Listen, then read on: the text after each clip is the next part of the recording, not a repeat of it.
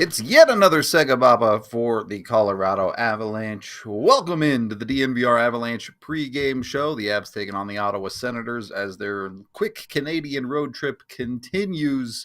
Obviously, they lost the other night against Toronto in a very silly hockey game where lots of silly things happen, but they're back at it tonight.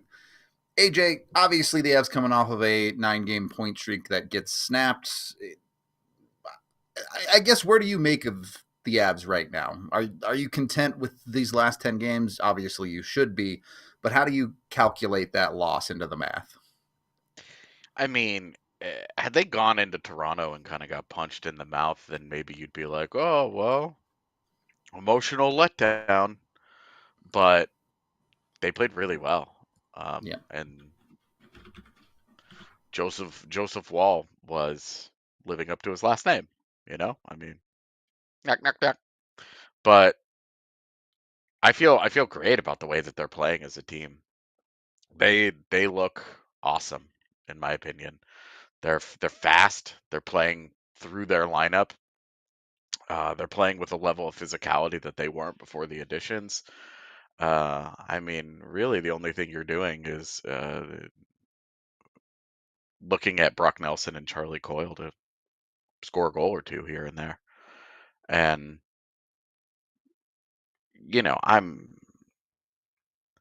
I think that there's been enough good hockey from both of those guys that I'm not so obsessed with looking at their box score and saying, why isn't it better? But at some point, like, I'm sorry, but you need a little bit of production from those guys. You paid an enormous price combined for both of those players, and they have made your team better, but you need a little bit of production. And I'm always going to say if Brock Nelson never scores a goal as an Av, but he has 45 assists or something, fine, whatever. His line is scoring, and that's gotten overlooked a little bit. Is that the Dallas game? Both goals come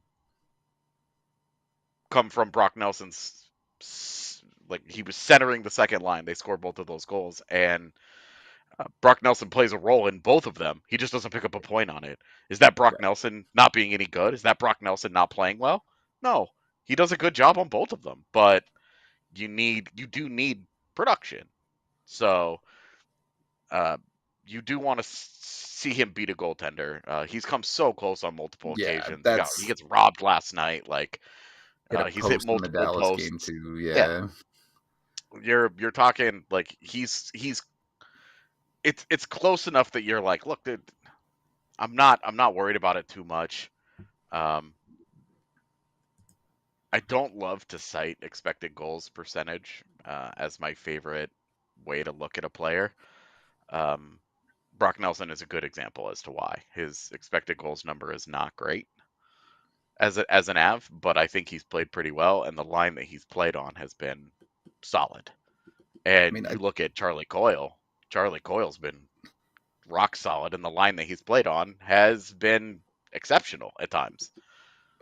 So what, like an 80% Corsi 4 last night after getting promoted to the second line? Like, yeah, so I think shots on goal with Charlie Coyle at 5v5 last night were like 9-1. Yeah, it was like, silly.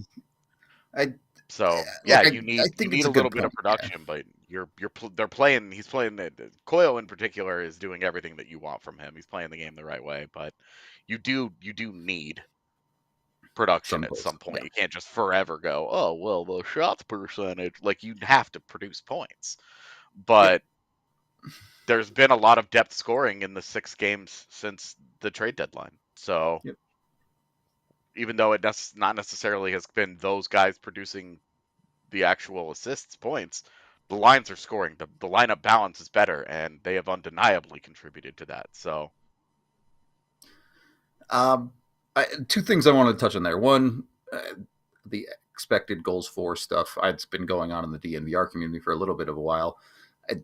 Every couple of times a year, we have to remind people, especially when it comes to advanced statistics, they're supposed to be viewed as a whole picture. Taking any one of these statistics on their own is really not all of that meaningful. Anyone can cherry pick a few statistics to make whatever they want seem like the reality. It's one piece of a big puzzle. Like this. Yeah, like nearly meaningless in 6 games. Well, because I was looking at Erik Johnson's this morning, and I'm like, hey, are we? Do any of us out here think that Erik Johnson is a top 10 defenseman in the NHL? No, but the numbers that he has produced through 10 games have been exceptional.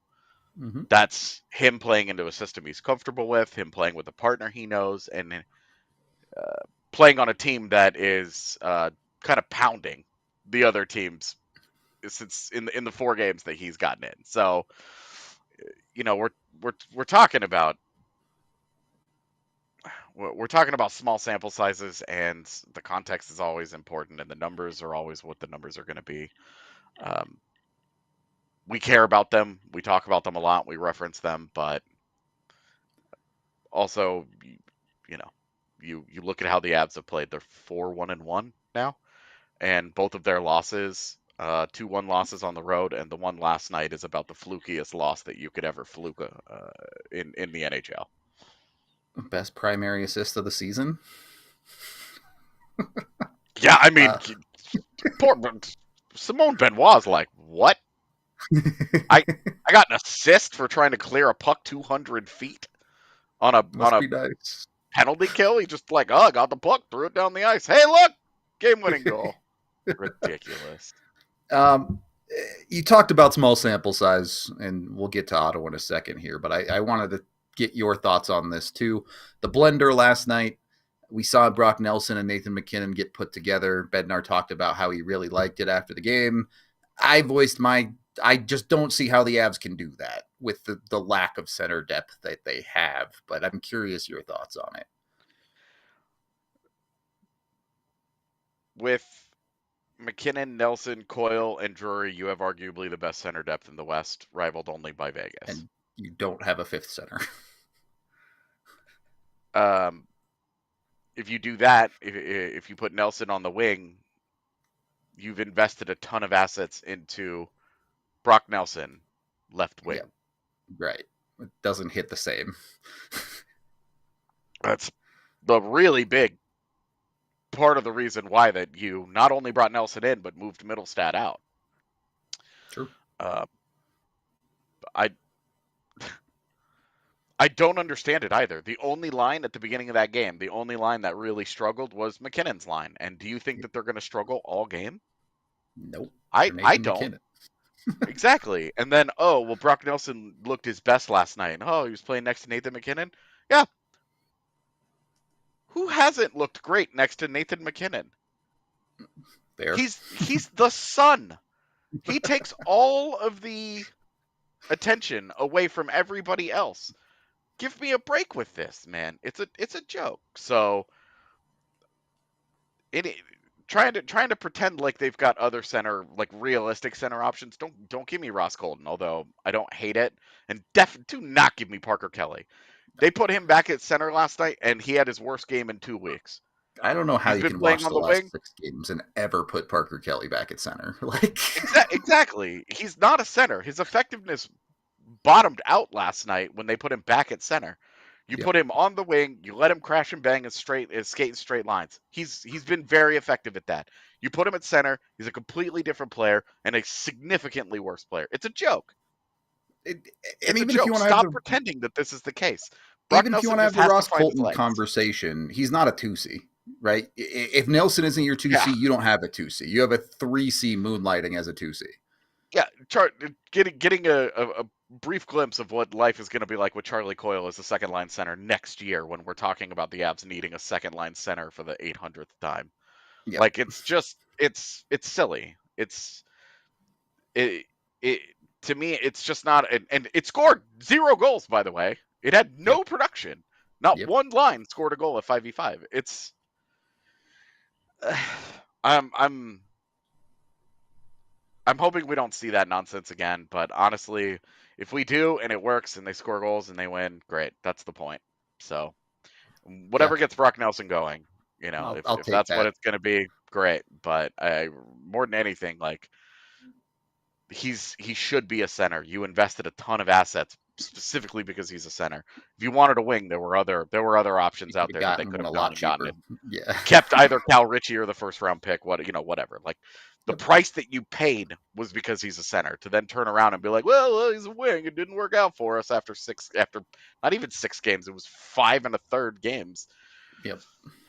By the way, he's been your best face-off guy too, which is weird, but still true. I do want to shift gears a little bit. You need to get Brock Nelson going. How about getting this whole Avs lineup going? E is out at the BU game, the big BU game today, but he did pre-record 3 keys for this one for us. So let's see what E had to say for the Avs to get this done.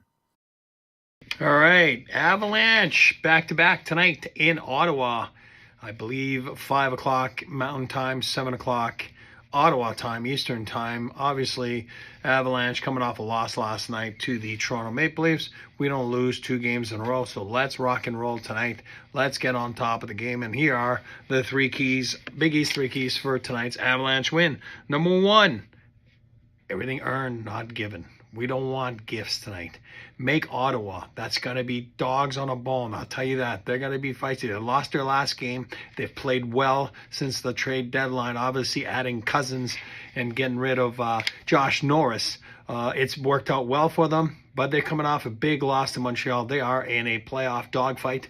Obviously, that was not a good loss for them. So they'll be waiting for the Avalanche tonight. So everything earned, not giving. Given, like I said, no gifts, no brain farts, back to back, be smart, use your legs the right way, use your intensity the right way. Key number 2, low to high plays in the offensive zone. Let's make sure we spread them out that way. We use the backhand to create some more offense, and we get a little bit uglier with some tips, with some screens, with some chaos. Yes, we only scored 1 goal last game, which was a power play goal. You need some 5-on-5 goals. I believe that if you spread them out low in the offensive zone to high, will be plays that will benefit the Avalanche tonight. Obviously, key number 3, stay focused for 60. We saw that the last couple of games against Dallas, maybe sleeping for a minute and a half, boom, 2 goals. We saw that last night, sleeping a little bit on that second power play, which ultimately ended up giving the game-winning goal. Yes, it was bad luck hitting the referee. The referee felt bad about it, obviously. It was a bad luck, bad bounce, but if you look at the 30, 40 seconds before that, the Avalanche were not sharp, were not crisp, and instead of really stepping on the Maple Leafs throw, they actually led them back in with the help, obviously, of a fluky goal. So very important that every shift matters, every period matters, every special teams matter. It could be a PK, every save matters. Stay focused, which is hard to do sometimes when you are on a back-to-back, but you stay focused for 60. You are in the heat of the battle. You control your emotions. You play hard. This is going to be another playoff-type atmosphere game for the Avalanche, which is nice, gets you ready. Let's make sure that we are ready. Make sure that you know where you are in the standings. Make sure you know Minnesota won last night. Make sure you know that they're right behind you and you're trying to do your best. I know you worry about yourself, not the other teams, but it's important to actually pressure yourself and put a little bit of distance between you and the people behind you. Let's rock and roll.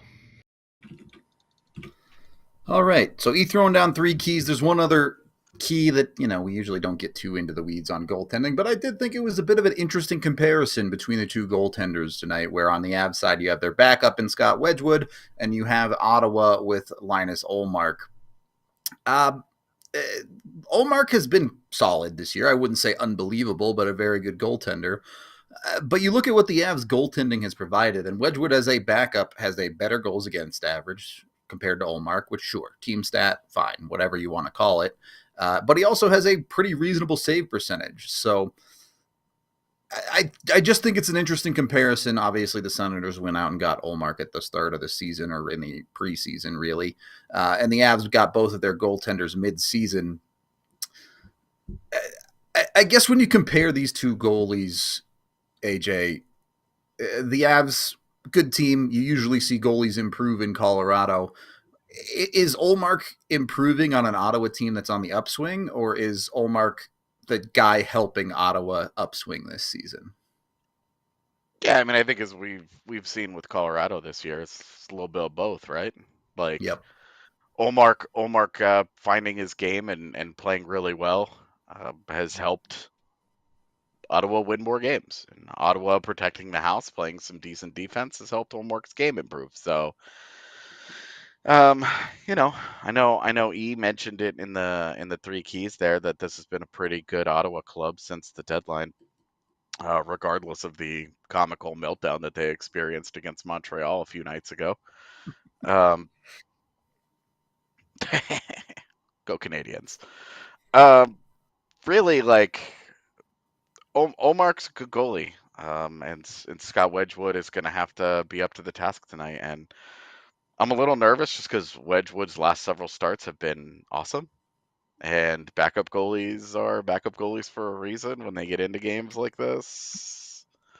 You know. Yep. Sometimes you're and not for nothing, the Avs and Sens have a weird history of playing some absolute banger shootouts in the last several years. So I know we would also be we'd be talking a lot about how this is a scheduled loss for the Avs, a rested team on travel, playing a team that didn't play last night, sitting at home, just chilling. But Colorado's been really good at these SEGABABAs over the last 3 or 4 years. So it is a thing that we talk about, but it is not a thing that we're going to obsess about on the same level unless they lose, in which case that's the only reason why. Absolutely nothing else.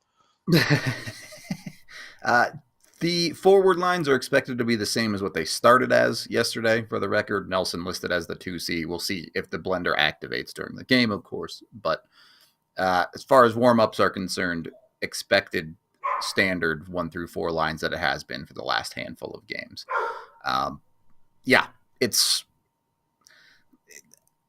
It feels a little interesting. Obviously, the Avs are in some pretty tight races right now. You're talking about trying to catch Dallas, which is probably starting to look a little bit unlikely, but Minnesota is right there, right behind Colorado. Ottawa is in a wild card spot. They could theoretically chase down the 3rd seed in the Atlantic, but it maybe has a little bit less to play for than some situations. They're fairly secure in a playoff spot of some kind. But I guess I'm curious, AJ, do you think the Avs should start picking their spots a little bit for... We saw Cale Makar play 27 minutes the other night. Do the Avs need to... I don't know if I want to call it load management or whatever in these last 12 games of the season. 13 games, I guess, if you include tonight. Should the Avs look at doing some of that, or is this just a go hard to the end? I do think I would really prefer for Jared Bednar to stop just spamming the Cale Makar and Nathan MacKinnon buttons as hard as he can. Sure. But I think the improved forward depth has allowed him to do that with MacKinnon a little bit more. But on defense, sometimes it's well, what do you do? With Josh Manson hurt, you've got Sam Malinsky or Eric Johnson playing in your top 4. Yeah. It's not really something that either one of those cats should be doing anymore, So I would like for them to maybe cut a couple of minutes off of the workloads of those guys at the top of the roster. If they could just get Makar down to 25 minutes on a consistent basis, I think that's ideal. But some of that's going to get a little overblown because they're in a 2-1 game, and then Makar comes out and plays the last 3 minutes of a game, and you're like, he played 28 minutes, and you're like, I mean, he did, 28's a lot. Look, if you go into overtime, fine, whatever. There's an extra 5 minutes of hockey there. In a regulation game, that's a lot of hockey. Cale Makar ends it in the first minute. He said, I'm not playing anymore. I'm done. Exactly. I'm done. Could have used some of that attitude last night. Could have used a little bit of I'm done. Could have. I mean, didn't go I'm done the other way at least, so it could have been worse. I did want to get into that Avs top line a little bit. Last 5 games, MacKinnon 4 points in 5 games, which I know doesn't sound that bad, but for MacKinnon, that's kind of the low bar of the season for that stretch. Maybe more in tune. Last 5 games, Natchez just 2 points in his last 5 games. I think not that it's been bad. Like, obviously, it's nice the Avs have gotten some depth production out of their forwards over this last stretch, but is it time for this top line to break out and start being ultra mega superstars again? It really is, because what's not included in that is that they're scoring basically nothing at 5v5. True. You know, MacKinnon and Natchez have a point here and there on power plays. MacKinnon has one on at 3v3, 5v4. You know, like we've seen points like that for those cats, but not at 5v5. Yep. So we need to see, especially, I mean, Nathan MacKinnon fighting for an Art Ross trophy. Yeah. Leon Draisaitl's day to day right now. Man, go win this thing. Go put a stranglehold on this thing. Go win you an Art Ross. I know it's about winning games and all that too, but it'd be super cool if he also won an Art Ross as a prelude to him winning the Conn Smythe here in a couple of months. So he needs to get back to producing, and we always know this with MacKinnon. Like, you know that when there's a struggle, you're gonna get he's gonna rip off 9 points in 3 games, or he's gonna drop a 5-pointer on somebody. You know, like he's got it in him where it's like it's coming. He drives so much offense that it's coming. He's gonna be able to finish. I do think that with Natchez there, we are seeing a little bit of return to form, just because Martin Natchez is not Mikko Rantanen. He does not have that goal scoring capability. That finishing, the lack of finishing is there, is showing up with that difference a little bit, and maybe that's one reason why they were like, hey, we'll give them Nichushkin and Nelson, a couple of pretty good goal scorers here. So I wonder if it's like that fit is now like, okay, Natchez and MacKinnon are starting to separate a get bit, to the point where because Natchez was the man on that second line last night. He drove the crap out of that game, and for my money was probably Colorado's best forward. I loved his game. Thought he was great, other than the finishing. So I was kind of I was lukewarm on it. Like, I was like, oh, there are things I liked, and then when I rewatched the game this morning, I was like, ooh, girl, you're really. I mean, he was awesome driving in play. They just did not finish any of those chances. Obviously, that's an important part. So you got to have that, and that's it's hard to be like, well, the Avalanche offense is struggling when they've been averaging like 4 goals a game. 4 or 5 goals in the last 10 games or something crazy. Like, yeah. So I do think because of that, because of what you're talking about, that's why Bednar's getting a little itchy. Sure. Up there with that top line, when that top line was the only one that started so slowly last night, he was like, we got to try something. But then he didn't stop trying things. He just kept doing it all game. And you were like, and then at the end of the game, he's like, all right, mash them all back together and hope that it goes well. And then it did not go well. So whatever. He did use his timeout though. So it's because MacKinnon told him to. I will say Devon Taves with 6 players on the ice. Please stop. Anyway, I do want to see that top line get back to doing what it needs to do. It has to produce. It just has to. I don't care how much depth a team has. If your top line doesn't produce, you probably don't win. Look at Toronto last night. Their top line. This is a bad example. Look at other games that they have lost on other nights. And it's usually the other team's top line that actually gets it done. They don't get beat by depth a whole lot, because the guys at the top of lineups are the ones who win you the games. So, all right. Oh, I don't know if you guys can hear that, but Pixel says, "What's up?" AJ, give me a name, give me a score number, get out the crystal ball. What you got for us? I am actually. I think tonight is going to be Brock Nelson's night. I think he's going to have. I'm going 2 goals for him, and I think this is a 5-4 for the Avs. Might as well lean into the Ottawa craziness. Have a 6-7 or something crazy. I'm in for that. I mean, I really wanted to go 4-2, but I'm like, this is Colorado Ottawa. 4-2 just sounds way too boring and normal. So 5-4. I'm good with that. I am gonna keep it simple and take MacKinnon. I think it's time for MacKinnon to have a pop-off night. It's been too long. He's about to go in, put up a bunch of points. And then E also sent in his prediction. So let's see what he had to say. Who'd he pick for tonight? All right, Rudo, here's my crystal ball tonight.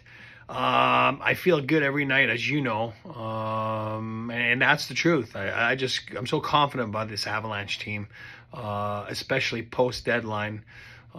Assuming that the Avalanche are fairly healthy, obviously coming off of last game, no morning skate this morning. So here's my prediction. Here's my crystal ball. Avs come out on top tonight, 3-2 dogfight. Could be 65 minutes, could be longer. I'm not too sure. I do believe Brock Nelson finally gets his first as an Avalanche. His play's been good, okay. Different dimension to the offensive line. Great addition, not talking about that. But the production has not really been there. Now, I do believe that tonight he plays a big role in the Avalanche's victory. I do think Mac gets 1-2 tonight. I think he's been a little quiet lately. But I do 3-2 Avalanche tonight. Good, hard-fought game. Feel-good game. And then, obviously, move on to Montreal and play another playoff-type atmosphere game at the Bell Center Saturday. So one game at a time. Ottawa has been a great surprise, so to speak, in the National Hockey League. So that's my crystal ball tonight. Nelson gets on the board. Maybe Mac too. And then the Avalanche win 3-2. Could be extra time. We shall see. Let's have a good one there, guys. Let's have a good one there, Rudo. I like the pick. We also have some... Huh? Yeah, he did. He kind of did. Ours. He kind of did. Let's get into my pregame picks, though. Brought to you by Bet365, where things are never ordinary. Went with a couple different ones. I mean, not really, but you had to go into like the extra bets. Took the Avs to cover at plus 200, so I guess I needed to be a 7-5, not a 7-6. That's what it would have to be. I take Nathan MacKinnon. I'm taking him to score first at plus 600, and I want to see Marty get on the board as well. He's plus 250 for a power play point. Avs power play has been pretty good lately. Not like insanely good like it was for this end of February, start of March, but it's been pretty good. I really do think at a certain point the Avs top forwards are just going to start winning you games again. I don't think that's a outrageous take. So I'm taking that with my bets tonight. You can get your bets in with Bet365 too. Make sure you use the DNVR 365 code when you sign up. And of course, you must be 21 or older, physically located in Colorado. And if you or someone you know has a gambling problem, call or text 1-800-GAMBLER today. All right. We do have one super chat to get to here. Tyler with $2 who says, so much better, Rudolph. I don't know, chat. I can't win with you. I grow out the beard and I'm Amish and need to churn butter every day. I shave the beard and I need to go back to high school. You guys are tough out here. I can't win. I think we should really just lean into the bit, and then we should have you churning butter to do your postseason predictions when we do playoff previews. I'm down. My beard won't be long enough by then now, but... and then $2 from Jake who says, SEGABABA, SEGABABA, SEGABABA, SEGABABA. Indeed. Hopefully the Avs can keep their good SEGABABA play up. Yeah, I don't know. I'm assuming enough of you have yelled it at me that Sam Girard actually is out, but I haven't seen. Okay. All right. I just saw confirmation from Balding, but lower I don't body, see lines or like pairings yet. Sam Girard is out with a lower body. He's like 4 feet tall. His entire body is lower body. Yeah, exactly. That's the meme. It's actually a concussion. It's not. I'm making that up, chat. Don't take that seriously. Anyway, we do need to get out of here for the pregame. We do have a watch along coming your way, so come join me for that. And of course, postgame, we'll break it all down for you. You should be back around for postgame. So we hope to see you there. We appreciate y'all. And I'll talk to you in like 5 minutes. Bye. y'all silly like the mayor.